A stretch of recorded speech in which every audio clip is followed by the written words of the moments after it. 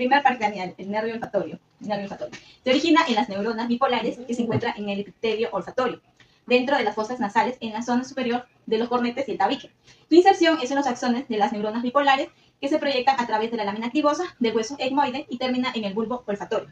Su función es detección y transmisión de la información olfatoria, permitiendo la percepción de olor. Par craneal, que es el nervio óptico. Se origina en la capa de las células ganglionares de la retina, que son neuronas que transmiten la información visual desde los fotorreceptores de la retina.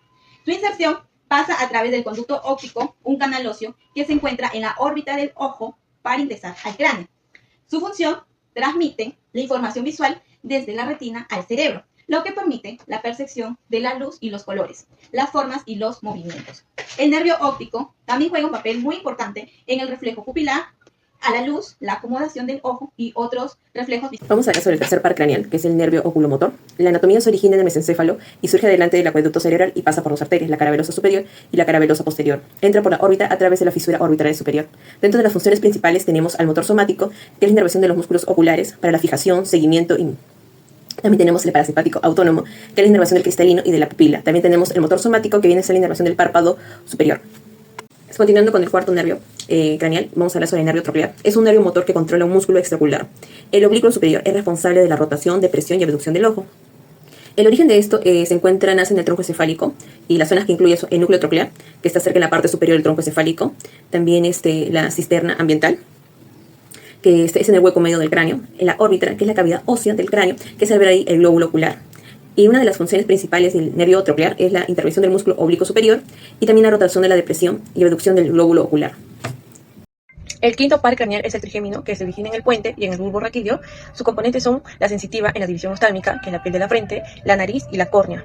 También está la sensitiva en la división maxilar, que es la piel, dientes del maxilar, la mucosa nasal y el paladar. También está la mandíbula, que está en la motora, que es la masticación y músculos asociados, y la sensitiva, que está en la mejilla, la mandíbula, la lengua y la articulación temporomandibular. El sexto par craneal es el abducen, se origina en el puente, su componente es motora, su función, control del músculo recto lateral del ojo y regulación de la mirada hacia afuera. Par craneal 7 y 8. El 7 es el nervio facial y el 8 vendría a ser lo que es el nervio vestibulococlear, o también conocido como el auditivo. Por parte del par craneal 7, su función principal es la motora, que controla los músculos de la expresión facial. Por parte de la sensorial percibe el gusto y por el lado de parasimpática inerva la glándula salivales.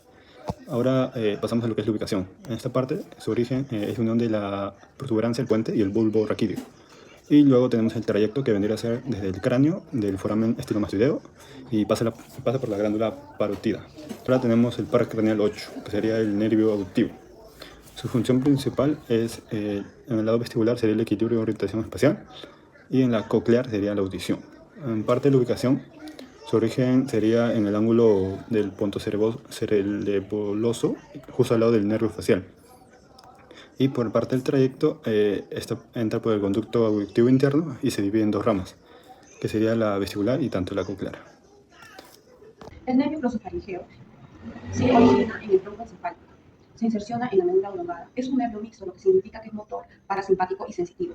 En la función motora participa en la deglución. En la función parasimpática participa en la secreción salival. Y en la sensitiva da señales al tercio posterior de la lengua. Es sensible a las amígdalas, la faringe y el paladar. Décimo par craneal, el nervio vago, se origina en el tronco encefálico, debajo del nervio glosofaringeo, en la médula oblongada. Desde ahí salen los tres núcleos, el núcleo dorsal del vago, el núcleo ambiguo y el núcleo solitario. Desde ahí salen del cráneo, desde el agujero yugular, y se dirigen al cuello, descendiendo por el tórax y el abdomen, inervándose en los órganos del corazón, los pulmones y el sistema digestivo. Es un nervio mixto, es motor, parasimpático y sensitivo. En el parasimpático regula las funciones involuntarias del ritmo cardíaco, la respiración y la digestión. En la motora controla los músculos de la faringe y laringe, ayudando al habla y al tragar. En la sensitiva recoge sensibilidad de las vísceras, del esófago, faringe, laringe, tráquea, bronquios y parte de los órganos del abdomen. A mí me ha tocado exponer lo que es el nervio accesorio. A continuación voy a indicar dónde está ubicado. Aquí tenemos al nervio accesorio. Como podemos observar aquí en la imagen, se dirige al músculo esternocleidomastoideo. ¿Cuál es su función principal? Es control motor de los músculos esternocleidomastoideo y trapecio. Estos movimientos son cruciales para el movimiento de la cabeza y de los hombros. Sus componentes: tiene una raíz craneal y una raíz espinal. La raíz craneal se une al nervio vago y la raíz espinal inerva a los músculos mencionados. Con los nervios, ahora voy a explicar lo que consiste el nervio hipogloso. Entonces, con una imagen voy a dirigir dónde está el nervio hipogloso, ¿ya? A este nervio, y qué músculo representa al hipogloso. Tenemos a este músculo. Ahora voy a explicar cuál es su función principal del nervio hipogloso. Su función principal es control motor de los músculos intrínsecos y extrínsecos de la lengua, esencial para la masticación, deglucidación y el habla. Gracias, estos son los 12 pares craneales.